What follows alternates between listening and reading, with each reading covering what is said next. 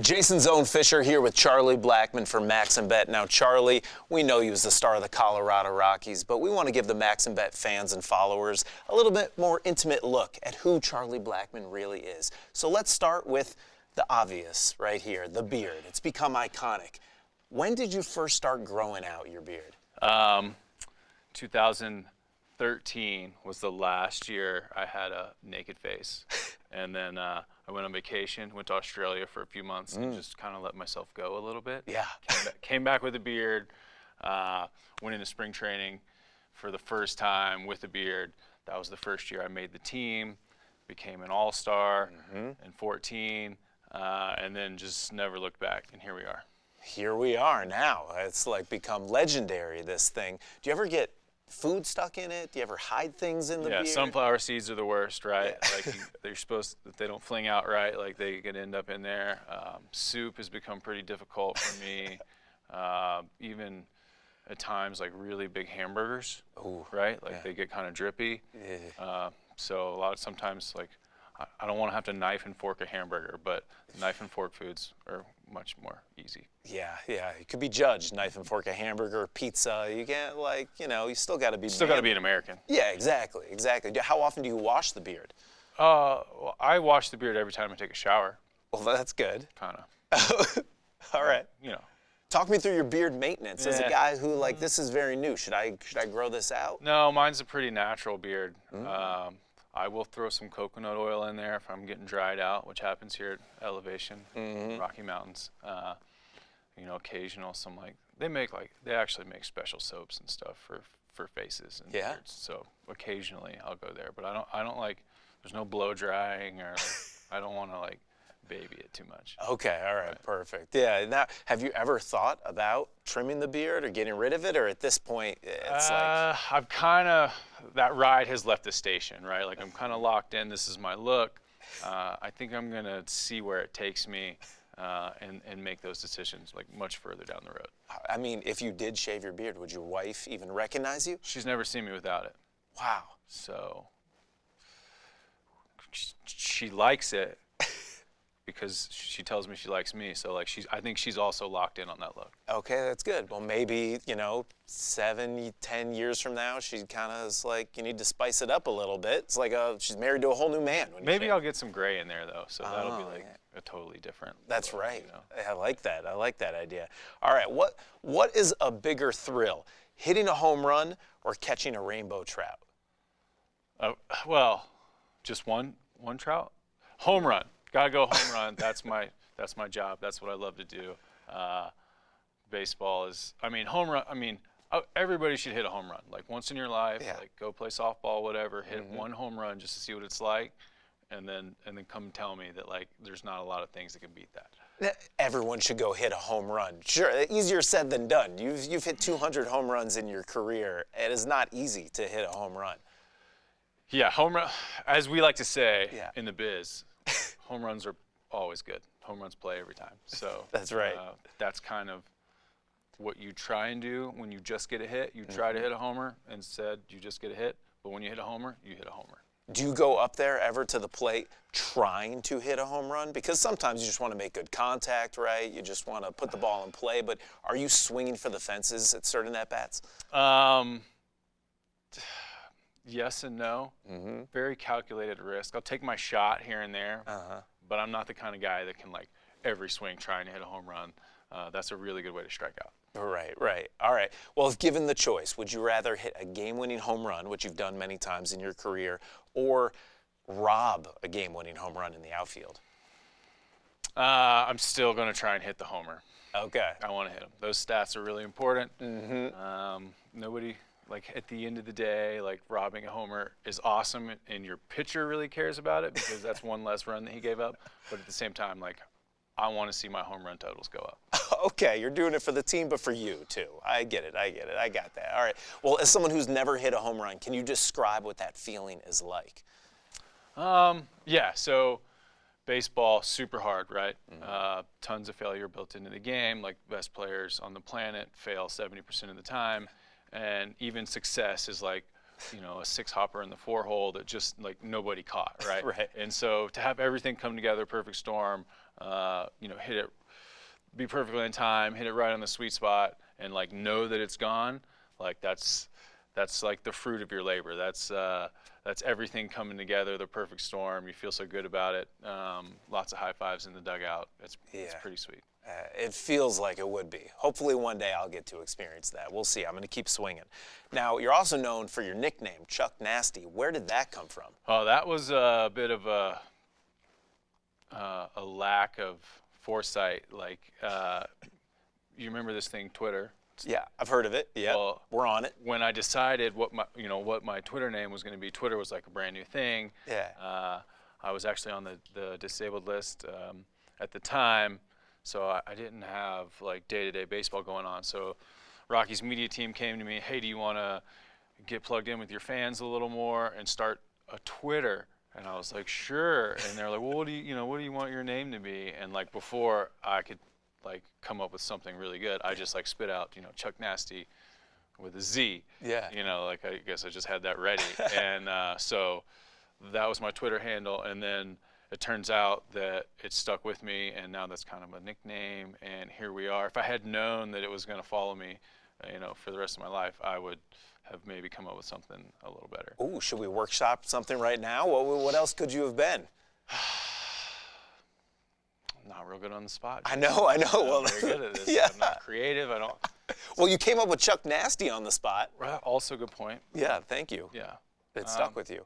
Yeah, we'll All right, we'll come back to this. We'll circle back to this for sure. Now, I've done a lot of research. I knew I was going to be chatting with you. The best walk-up songs in all of baseball, and it's almost unanimous that you have the best walk-up song in baseball. How did you decide to pick the song that you obviously come out to? So, Your Love by The Outfield, Yep. Classic song, 80s song.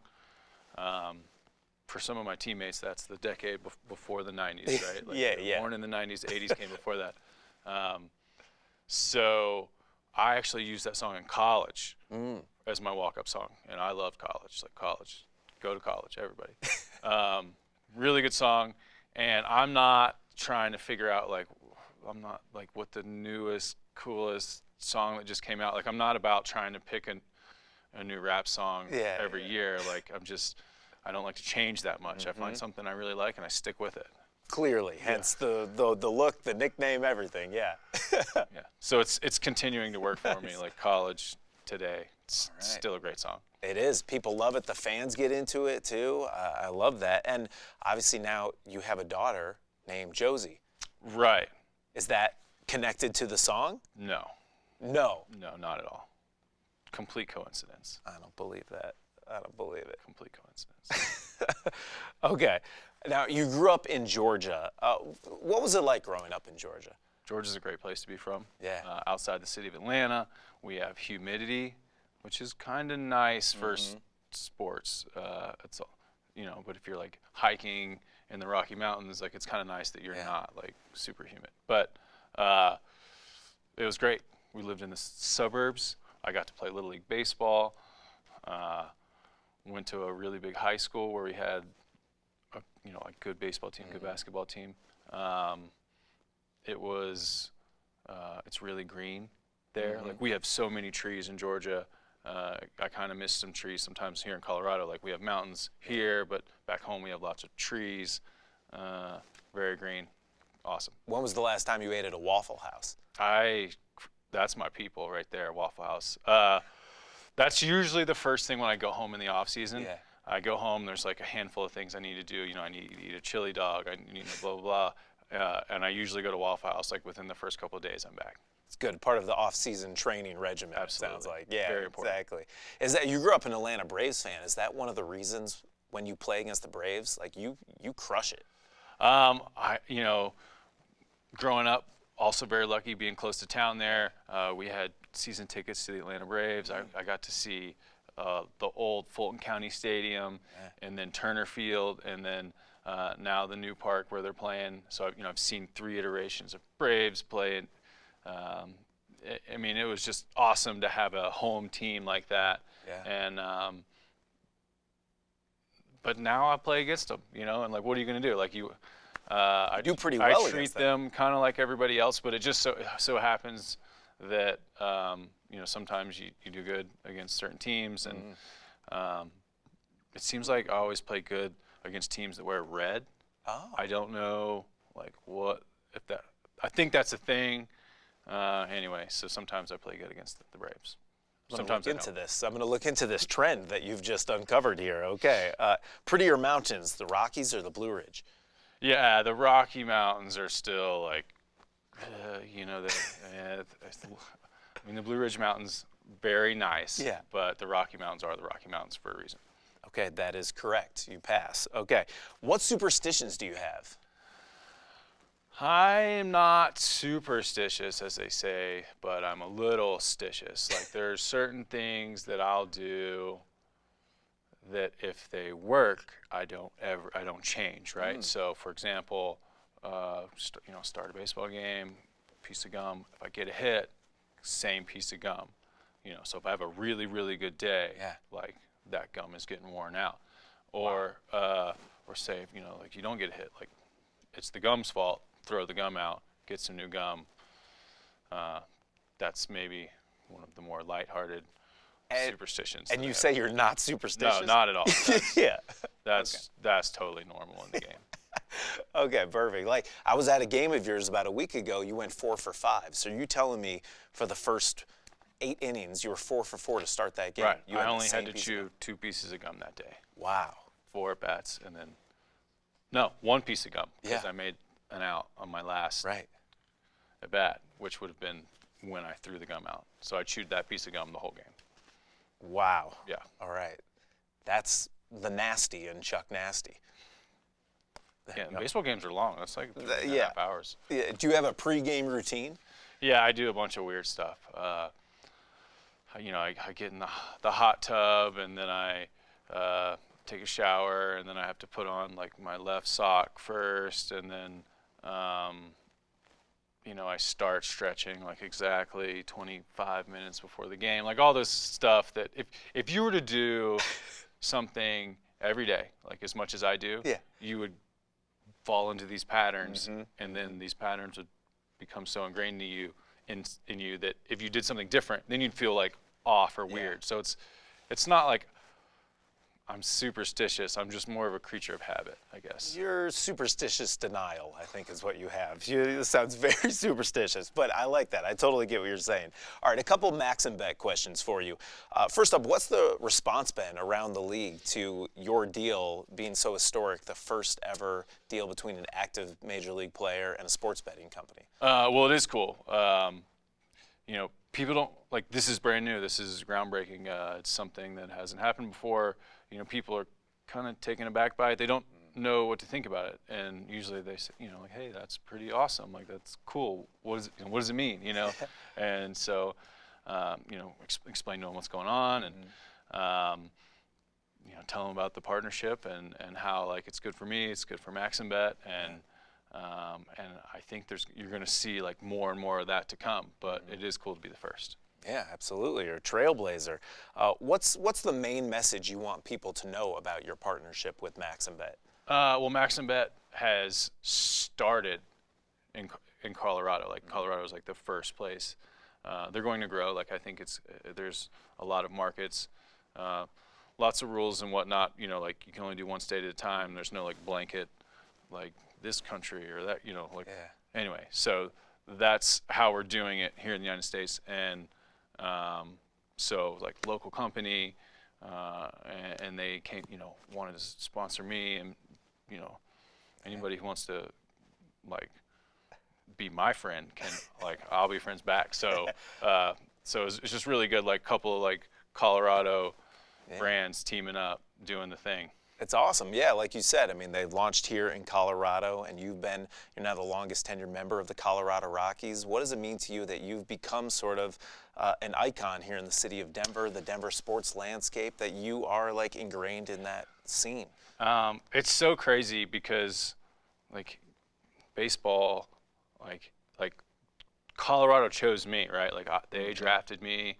You know, I had never been to Colorado. I didn't really know what it was like, And so, like, again, like they committed to me first, and I committed right back, and things have really worked out on my end because I like being here and playing baseball. And sure enough, like people like to come and sing my walk-up songs at the game. So it's just another like great relationship, and what an incredible city. Just a really neat part of the world. Like I love the mountains, like love fishing, like love everything it has to offer. So I couldn't be happier to be in Denver. It does seem like a perfect place for you. Love being out and outdoors so much, and that's what this city, this state is all about. Do you like to golf as well? Yeah, but I'm not very good. Yeah. I can hit it far. Good power, bad aim. It's like Happy Gilmore, you get out there. What would be your ideal golf foursome? If you could go out and just mess around for a day, who would you include? Oh, man. Well, good question. I mean, I'd like to see, I'm playing golf. I'd probably want to play with someone who's really good, right?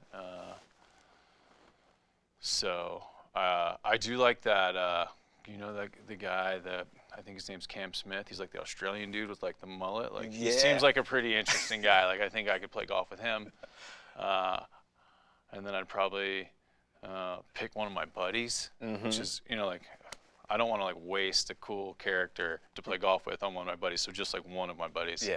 And then you want to name that name so no, I don't want to give anybody the satisfaction of being that buddy. But and then like two other guys. Probably like important. Just insert important historical figure here. Like I don't even know where to go. Like I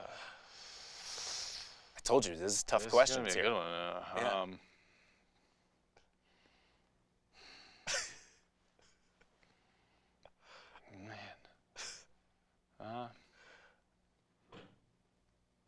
Really? I don't know. Like, should I go with a sports guy or like?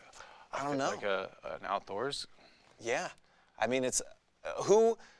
If you had like a dinner party and you could invite anyone, you wanted to pick their brain, like meet them, have dinner, break bread with them. Who would you want to be at that table? Yeah. Well, I mean, I think one guy that I just feel like has a lot of answers, but there's like more questions coming at him than anything. I feel like Elon Musk, like pretty polarizing figure. Like some people love him, some people hate him, but either way, he's got like satellites in space with his name on it. Like pretty awesome. Yeah. So like that's one guy I'd like to ask a few questions. I like that. Okay. All right. Good. I stumped you with the golf question there. Yeah. All right. You've been married for a few years now. Congratulations. Thank you. Started this family here in Colorado. Your wife wouldn't recognize you without a beard, but luckily you're keeping the look. What do you think is more challenging, hitting a 95-mile-per-hour fastball or giving birth to a child? There's only one right answer here, and I'm going to say that giving birth to a child is probably way harder than hitting a home run, babe. Like really hard. But no, hitting a fastball maybe one of the hardest things in sports, but also starting a family, like pretty incredible. I owe a lot to my wife, Ashley. Nice. Well done. You pass on that one too. All right. Who's your favorite player growing up? Growing up, big Braves fan. I had a big poster in my bedroom. It had Fred McGriff, the crime dog. Remember him? He was awesome. Tom Glavine was on that poster, and I think Greg Maddux was also on that poster. Yeah. And I also liked John Smoltz was in there. So anyway, of course. We used to play like wiffle ball in the yard, and like wiffle balls, you can make them curve. I would always pretend to be like Greg Maddux, like throwing like the super cutters and sinkers and stuff. So I didn't have like one player that I followed. I just really liked the game, and the Braves were my team. So I kind of everybody was in my circle of trust there. Everybody was.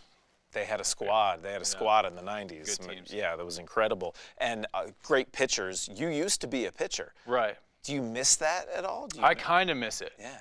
And people ask me all the time, like, hey, if there's a blowout, do you want to like pitch? And like I always say, no. Like, first of all, like guys hit balls way too hard now. So to only stand 60 feet away from like where those balls are getting launched, not for me. Yeah. Also, like I'm not dead sure I could throw strikes. Right. that was kind of what did me in as a pitcher and turned me into a hitter, was like that inability to throw strikes. Yeah. Okay, all right.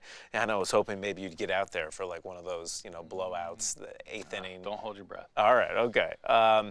If you could do one thing forever, play baseball or go fishing, what would it be? Can I play baseball like in my without getting older? Sure. I would probably play baseball and never age. That's the easy answer. Yeah. But I love fishing. So I think if for some reason I ever were to like age out of baseball, Yeah. I think like the next best thing would be fishing every day. What's the biggest fish you've ever caught? I don't know, biggest fish. In all seriousness, I caught a 70-pound tarpon one time. Wow. Like, it was pretty big. Yeah. That's about as big as I've caught. That's pretty big. Yeah, that's legit. Nice. All right, back to baseball. What was your welcome to the big leagues moment? When you're, was it the first time you saw the jersey, first time taking the field? Maybe it was meeting one of those icons, those players you grew up idolizing. Did you have a moment that comes to mind? You're like, I'm here now. I've made it. I think maybe I first came up and I was kind of not playing that great, but I think one of the first coolest moments that I had was I pinch hit on my 25th birthday and hit my first home run. So after just not being up for long, that was and it was at home. What a memorable day. I'll never forget it. I mean, it was just we talked about how great home runs are. Yeah. Well, that was my first one, and that was I didn't know how great they were. Right. Until I hit one. Yeah. So it was pretty awesome. And it was on your birthday? On my birthday. Also a good day to have good things happen. Yeah, that's incredible. That's amazing. What's your favorite baseball movie of all time? Well, I will say, you being from Cleveland, Major League is on my list. That's pretty high. Yeah. My top three, probably in no particular order: Major League, Bull Durham, and The Sandlot. Which is you could almost boggle those top three. Yeah. You can't go wrong there. Great picks. So many great baseball movies. Now, one day if there's a movie about Charlie Blackmon, the first ever active Major League Baseball player to have a deal with the sports betting brand MaximBet, who would play you in that movie? Right. I think it would be a young Sylvester Stallone, Brad Pitt, mix. One of those hybrid. Technology would be really good then. We'll just make that happen. Okay, perfect. We'll just meld them together, melt them down. All right, perfect.